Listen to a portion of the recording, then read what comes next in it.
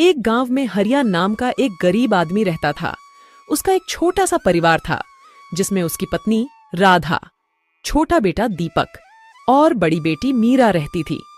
हरिया अपना परिवार पालने के लिए शहर में चाय का ठेला लगाकर चाय बेचा करता था।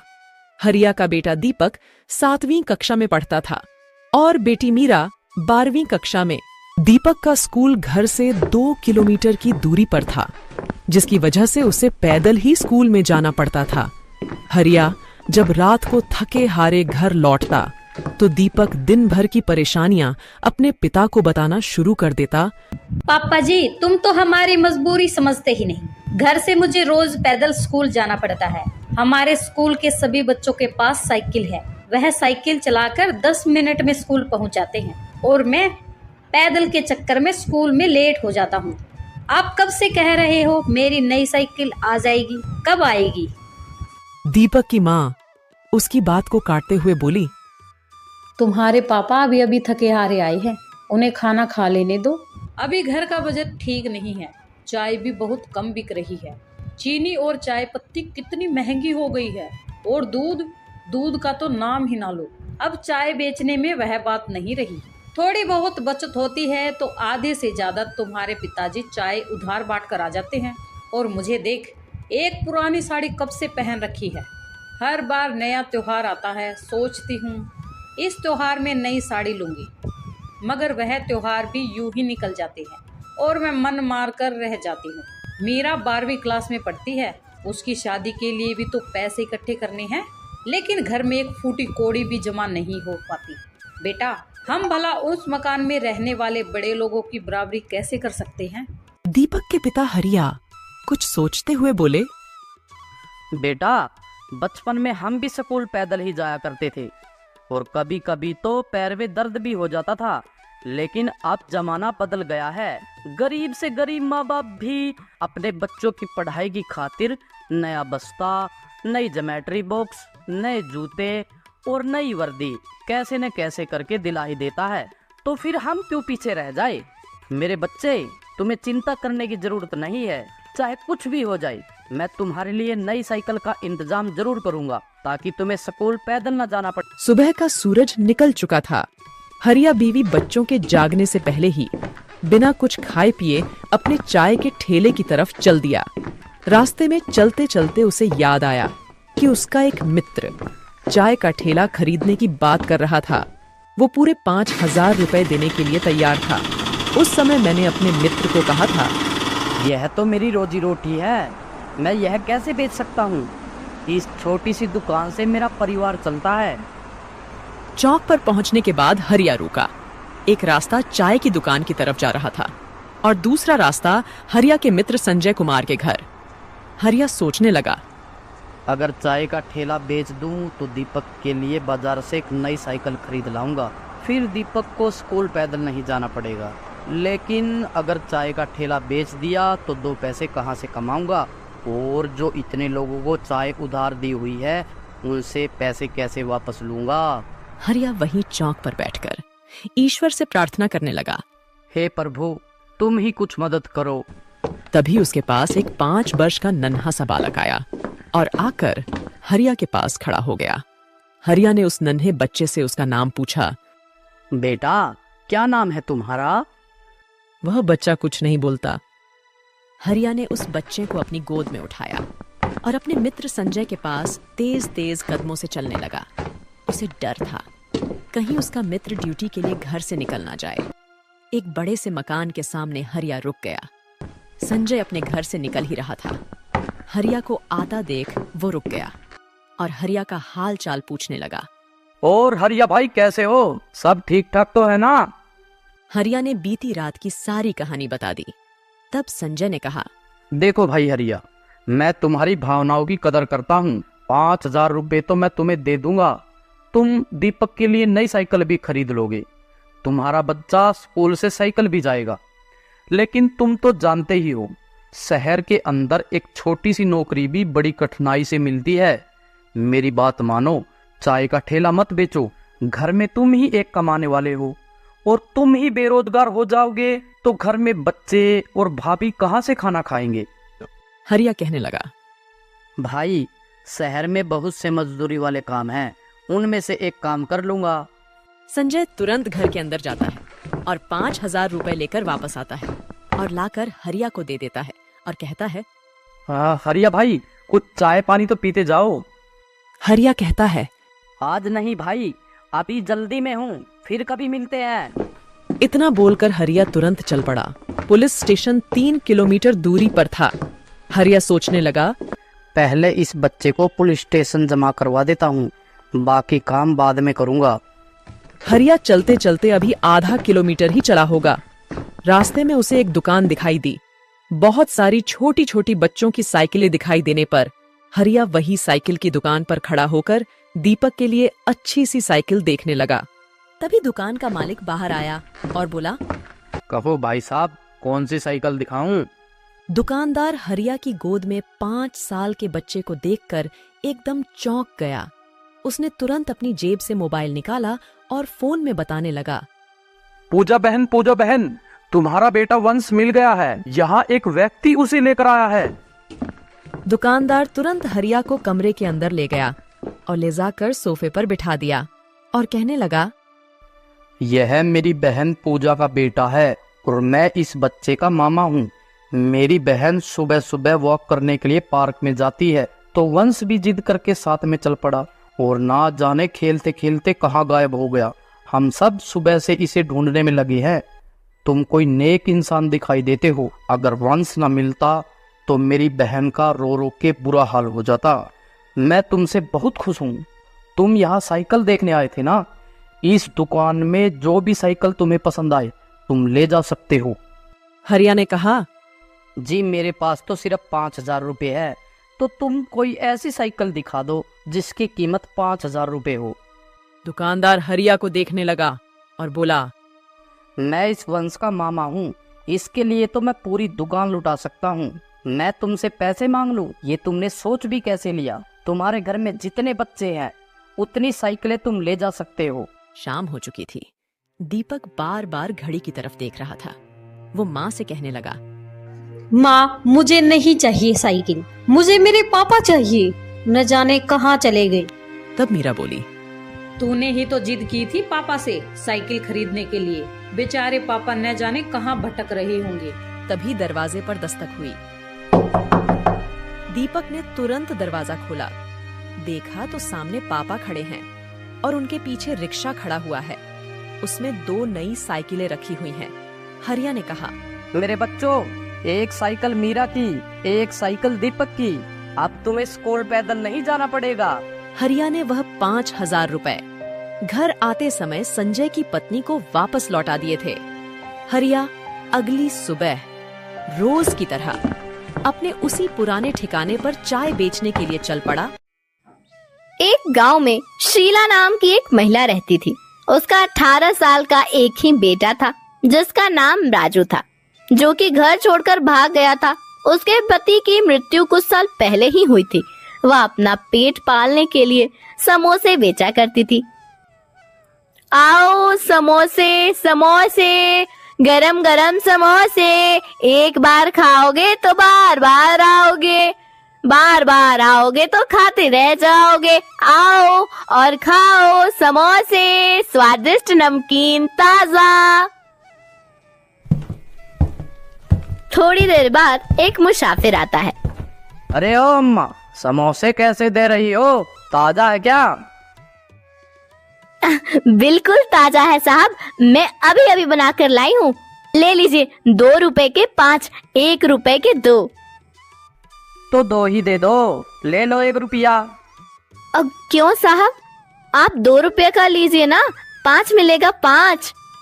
बस आप ही सिर्फ 1 रुपये का दे दो। तो ठीक है, आपकी मर्जी। आपकी घड़ी में कितने बजे हैं साहब? 5 बजने में 4 मिनट बाकी है।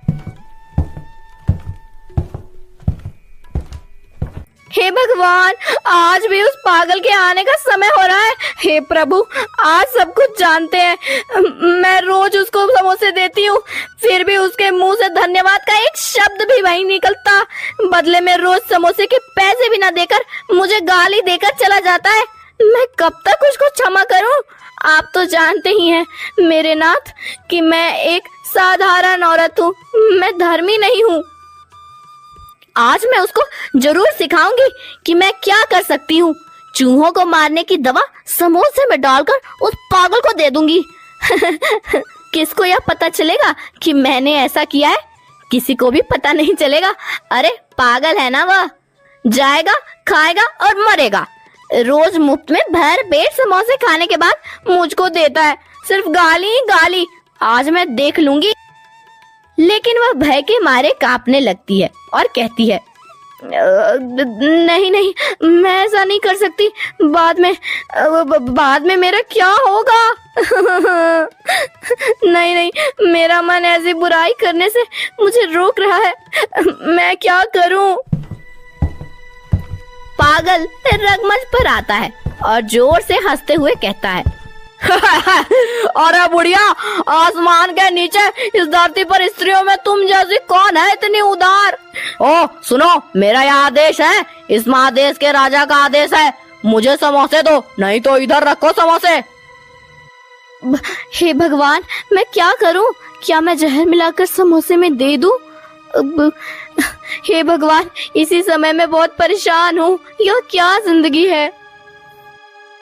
शीला उस पागल को समोसे दे देती है और वो वहाँ से चला जाता। सड़क पर पागल समोसे खाते और गीत गाते हुए जा रहा है। उसी समय एक लड़का आता है। वह उसी समोसे वाली का खोया हुआ बेटा राजू है। वह पागल के हाथ में समोसे देखकर कहता है, ओ भाई, जरा मेरी बात सुनो। देखो, मैं भूख से मारा जा रहा हूँ। 3 दिनों से मैंने कुछ भी नहीं खाया है। ओ मेरी माँ, मेरी प्यारी माँ। हैं? तुम कौन हो? आओ, तुम समोसे खाओगे? ले लो ये समोसे, भर पेट खा लो। मुफ्त में मुझको रोज समोसे मिलते हैं और मुफ्त में मैं तुमको दे रहा हूँ।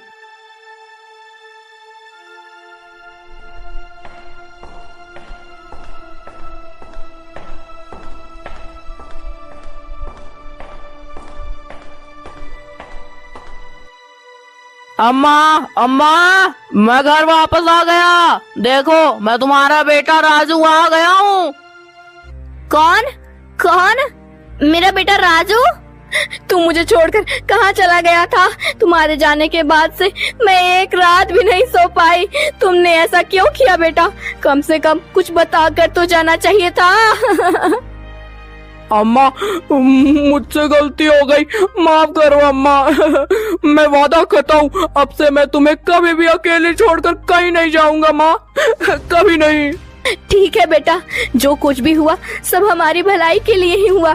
विश्वास करने वालों को ईश्वर कभी भी नहीं छोड़ता।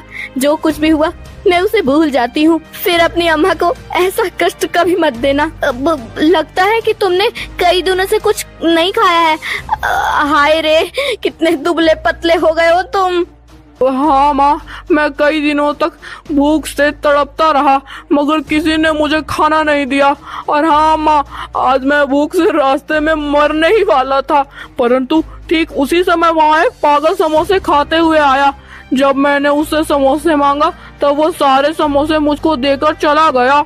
मैंने शीघ्र ही सारे समोसे खा लिए और भरपेट पानी भी पी लिया और इस तरह से घर पहुंच सका, वरना मैं रास्ते में ही मर गया होता। शीला बेहोश होकर गिर जाती है। हाँ, ओ मेरा बेटा, मेरा बेटा।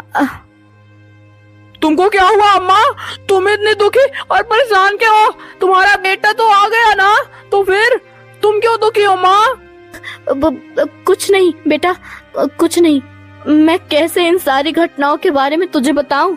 वह पागल, ये सारे समोसे, मैं कुछ नहीं बेटा, कुछ नहीं। अब से मुझे पूरा विश्वास हो गया कि हम जैसा देंगे वैसा ही पाएंगे। यदि हम अच्छी चीजें दूसरों को देंगे तो बदले में अच्छी चीजें हमको वापस भी मिलेंगी। अब जाओ बेटा, तुम जाकर नहाओ। राजू के जाने के बाद शीला दोनों हाथ ऊपर उठाकर प्रार्थना करती है, हे भगवान, तेरा लाख लाख शुक्रिया। इनसे मिलिए, ये है कमला जी। इनके पति का देहांत आज से 2 साल पहले ही हो गया था। कमला जी के 2 ही बेटे हैं, और वो दोनों शादीशुदा है। बड़े बेटे का नाम है दिनेश, जो कि अपनी छोटी सी जमीन में खेती बाड़ी का काम करते हैं, और छोटे बेटे का नाम है राकेश, जो एक प्राइवेट कंपनी में जॉब करते हैं। अब जरा इनसे मिलिए। ये है बड़ी बहू पूजा, जो कि गांव की रहने वाली है और पूरा दिन घर के काम में लगी रहती है। और ये है छोटी बहू तापसी, जो कि ग्रेजुएट है और पूरा दिन पढ़ाई और कभी कभी घर का छोटा मोटा काम कर लेती है। एक दिन छोटी बहू किसी अखबार में विज्ञापन देखकर अपने पति के पास आई और बोली, सुनिए जी, हमारे बगल में जो बड़ा सा प्राइवेट स्कूल है ना, उस स्कूल में टीचर की वैकेंसी निकली है। अगर आपकी इजाजत हो तो मैं वहां इंटरव्यू देने चली जाऊं। तापसी, यह भी कोई पूछने वाली बात है? आखिर इतनी पढ़ी लिखी होने का क्या फायदा जो घर में सिर्फ खाना बनाओ। अगले दिन तापसी इंटरव्यू देने जाती है और शाम को आते वक्त मिठाई का डिब्बा लेकर घर आती है, क्योंकि उसकी नौकरी पक्की हो जाती है। घर आते ही अपने पति से कहती है, राकेश जी, आज मैं बहुत खुश हूँ, मेरी नौकरी लग गई। अरे तापसी, यह तो बहुत खुशी की बात है। आज से मेरी पत्नी तो नौकरी वाली हो गई है। कम से कम घर के खर्चों में तो हाथ बटाएगी। तभी बड़ी बहू पूजा भी आ जाती है और अपनी देवरानी को बधाई देते हुए कहती है, यह तो बहुत खुशी की बात है तापसी, तुमने अपनी पढ़ाई का सही उपयोग किया। काश मैं भी तुम्हारे जैसी ग्रेजुएट होती तो मैं भी नौकरी करती। तभी कमला जी भी आ जाती है और कहती हैं, अरे बाहर जाकर नौकरी नहीं कर सकती तो घर में बहुत सारे काम होते हैं, अगल बगल के कपड़े ही सील ले, उससे भी आमदनी हो जाती। लेकिन नहीं, तुम्हें घर में बैठने से फुर्सत मिले तब तो कुछ करोगी। हाँ भाभी, सासू माँ सही कह रही है। घर में भी तो आप कुछ काम कर सकती हैं। आप चाहे तो अपना बुटीक खोल सकती है। लोग सुनेंगे तो क्या कहेंगे कि देखो, एक बहू तो नौकरी करती है और दूसरी बहू घर में सिर्फ खाना बनाती है और बैठकर आराम फरमाती है। तापसी, तुम घर के कामों को इतना छोटा क्यों समझती हो? घर के काम से फुर्सत मिले तब तो कोई बाहर का काम करे। और मुझे लगता है कि घर के काम करने में कोई बुराई नहीं। भाभी, बचपन से मैं कभी हाउसवाइफ नहीं बनना चाहती थी। मेरा तो बचपन से सपना था कि मैं नौकरी करूंगी, और आज मुझे नौकरी मिल गई तो मैं बहुत खुश हूँ। घर के काम में तो मेरा बिल्कुल भी मन नहीं लगता। छोटी बहू, लेकिन घर के काम तो करने ही पड़ेंगे ना। आज एक साथ हो तो बड़ी बहू काम कर देती है, लेकिन जब अलग रहने लगे तो तुम्हें अपना काम तो खुद ही करना पड़ेगा ना। देखिए मम्मी जी, या तो मैं नौकरी करूंगी या घर का काम करूंगी। एक साथ मैं दो काम नहीं कर सकती हूँ। भाभी जब कुछ नहीं करती है तो घर का काम तो करना ही पड़ेगा ना। बड़ी बहू पूजा चुपचाप खड़े होकर अपनी देवरानी तापसी की बातें सुनती रही, क्योंकि वह स्वभाव से सीधी थी, इसीलिए उसने कुछ नहीं बोला। तापसी जब से नौकरी लगी थी, उसे अपनी नौकरी का घमंड हो गया था। संडे का दिन था, सब लोग देर से सोए हुए थे, लेकिन पूजा सुबह सुबह उठकर घर में झाड़ू लगा रही थी। तभी उसका पति दिनेश बोला, पूजा, माना कि तुम तापसी जितनी पढ़ी लिखी नहीं हो, लेकिन जरूरी तो नहीं है इंसान नौकरी ही करे। तुम क्या अपनी पूरी जिंदगी इसी तरह झाड़ू लगाने और घर के काम में बिता दोगी?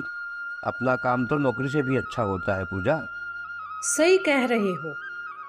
आपकी मम्मी जी भी कई दिनों से कह रही थी कि मुझ में कढ़ाई सिलाई का हुनर तो है, मैं अपनी खुद की दुकान क्यों नहीं खोल लेती हूँ। मैं आपसे पूछने ही वाली थी। पूजा, इसमें पूछने की क्या बात है? अगले महीने मैं शहर में तुम्हारे लिए कोई किराए की दुकान ढूंढ दूंगा। लेकिन दिनेश, इतने पैसे हमारे पास कहाँ से आएंगे? देखो पूजा, तुम उसकी चिंता मत करो। मैं कई दिनों से नोटिस कर रहा था कि जब से तापसी ने नौकरी ज्वाइन की है, तब से माँ का रवैया तुम्हारे प्रति बदल गया है। तुम्हारी इस तरह से इज्जत नहीं होती जैसी कि तापसी की करती है। माँ को ये लगता है कि तापसी नौकरी करती है इसीलिए वह तुमसे ज़्यादा काबिल है। इसीलिए तुम्हें कुछ ना कुछ तो करना ही होगा। घर के कामों के लिए हम कोई नौकरानी भी तो रख सकते हैं। इतना बोलकर दिनेश अपने खेत पर चला जाता है। एक दिन कमला जी की पड़ोसन बिमला उनके घर आई। ड्राइंग रूम में बैठकर दोनों आपस में बात कर रही थीं कि तभी बड़ी बहू पूजा चाय और बिस्किट लेकर आई। अरे बड़ी बहू, मुझे आए आधा घंटा से ज्यादा हो गया, लेकिन छोटी बहू अभी तक नजर नहीं आई। कहाँ है वो? बिमला, तुम्हें नहीं पता छोटी बहू अब नौकरी करने लगी है? तुम्हारे आने से 5 मिनट पहले ही नौकरी करके घर आई है। अपने कमरे में आराम कर रही होगी। अभी बुलाती हूँ उसे। अरे ओ छोटी बहू, जरा इधर आओ तो, बिमला आई है, तुमसे मिलना चाहती है। छोटी बहू ने अपने कमरे से आकर बिमला जी को नमस्ते किया। नमस्ते आंटी जी, कैसी हैं आप? अरे बेटा, नमस्ते नमस्ते, मेरे बगल में बैठ जाओ। क्या बताऊं आंटी जी, जब से मैंने नौकरी ज्वाइन करी है, नौकरी से आते ही थक जाती हूँ, इसलिए आकर अपने कमरे में आराम कर रही थी। कमला, आपने बताया नहीं कभी कि आपकी छोटी बहू नौकरी करने लगी है। अरे बिमला, मैं तुम्हें बताना भूल गई। अभी कुछ दिनों से पहले तापसी नौकरी करने जा रही है। कमला, आपकी दोनों बहुएं कितनी अच्छी है। छोटी बहू नौकरी करती है और बड़ी बहू ने कितने अच्छे से घर को संभाल रखा है। और मेरी बहुओं को देख लो, पूरा दिन कुछ नहीं करती, पूरा दिन आराम फरमाती है। आंटी जी, मैं भी अगले महीने से अपना बुटीक खोल रही हूँ। क्यों मम्मी जी? बिमला, बड़ी बहू सही कह रही है। मैंने ही इसे सलाह दी कि कब तक घर के कामों में उलझी रहेगी। आखिर तेरे पास भी सिलाई कढ़ाई का हुनर है, उसका इस्तेमाल कर। कुछ दिनों के बाद पूजा अपना बुटीक खोल लेती है और उसका काम अच्छा चल जाता है, और इधर तापसी की नौकरी छूट जाती है, जिसकी वजह से वह परेशान रहने लगती है। इसी तरह से कुछ दिन बीत जाते हैं। एक दिन कमला अपनी छोटी बहू तापसी से कहती है, अरे तापसी, इस तरह कैसे काम चलेगा? और कुछ नहीं तो पूजा के साथ ही बुटीक पर काम कर लो। अरे अपना काम तो नौकरी से भी अच्छा होता है। आप सही कह रही हो मम्मी जी, मैं कल से ही पूजा के साथ बुटीक पर काम करने के लिए जाऊंगी, और कुछ नहीं तो कम से कम अपना खर्चा तो चला सकूंगी। तापसी मन ही मन सोचने लगी कि मैं कितनी गलत थी। जिस नौकरी का मुझे घमंड था, वो आज मेरे पास नहीं रही। मैंने अपनी जेठानी को पता नहीं क्या क्या बोला था, और वो बेचारी चुपचाप सुनती रही। शाम को जब पूजा बुटीक से वापस आई तो तापसी ने उससे माफी मांगी। बहन, मुझे माफ कर दो, मैं कितनी गलत थी। मैंने पता नहीं आपसे क्या क्या बोला, लेकिन आप हमेशा चुपचाप सुनते रही। आज मुझे अपनी गलती का एहसास हो गया है। अरे तापसी, तू कैसी बातें कर रही है? तू तो मुझसे छोटी है, और बड़ों का काम होता है माफ करना। क्या हुआ अगर तेरी नौकरी चली गई? हम दोनों बहन अपना बुटीक चलाएंगे और अच्छा पैसा कमाएंगे। अगले दिन से ही पूजा और तापसी अपनी दुकान पर जाने लगी।